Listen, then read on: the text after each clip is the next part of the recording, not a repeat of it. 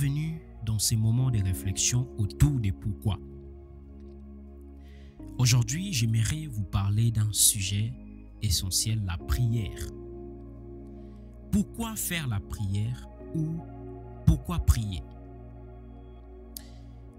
On entend souvent parler de la prière et certains pourraient se dire, y a-t-il de nouveau à nous dire? Eh bien oui. Je dirais, même si vous variez votre alimentation ou votre nutrition, cela reste toujours de la nourriture. Il en est de même pour la prière. Elle est essentielle et elle mérite qu'on y revienne régulièrement.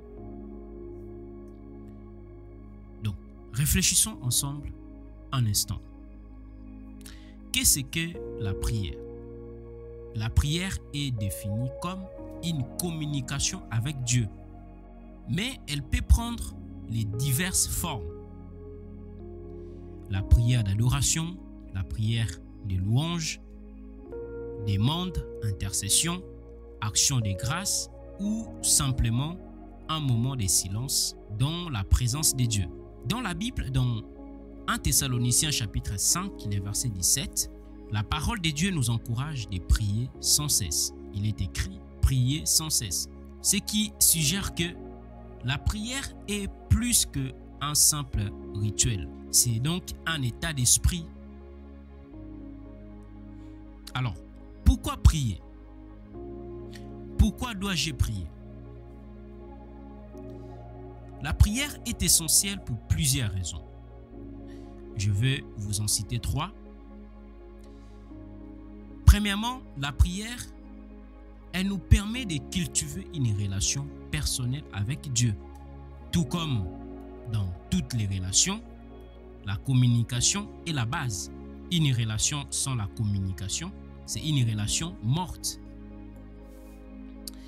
La prière également, elle nous rappelle que nous avons besoin de Dieu dans tous les aspects de notre vie. Notre esprit a besoin de la prière pour rester en bonne santé, tout comme notre corps a besoin de la nourriture. La prière, elle nous transforme, elle nous aligne sur la volonté de Dieu et elle nous aide également à grandir spirituellement.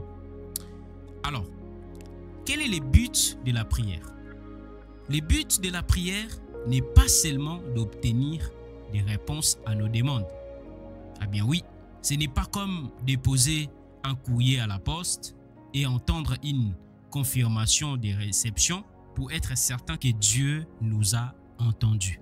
Bien que dans la Bible nous encourage de présenter nos requêtes à Dieu, il est écrit dans le livre des Philippiens chapitre 4 verset 6, la Bible dit « Ne vous inquiétez de rien, mais en toute chose faites connaître vos besoins à Dieu par des prières et des supplications. » Mais mon frère, ma soeur, si notre seule motivation pour prier est d'obtenir quelque chose, alors nous avons mal compris son véritable but. Sinon, si nous prions uniquement pour recevoir et que nous ne voyons pas de réponses immédiates, nous risquons alors d'abandonner la prière. Tandis que la prière est le moteur de notre vie spirituelle, comme la nourriture l'est pour notre corps. La prière, elle nous permet de dialoguer avec Dieu, d'avoir un moment d'intimité avec lui. La prière est également une source d'énergie qui nous fortifie et nous renouvelle. La prière est plus qu'une simple habitude religieuse. C'est un moyen de connexion avec Dieu, un moteur spirituel qui nous nourrit et nous fortifie.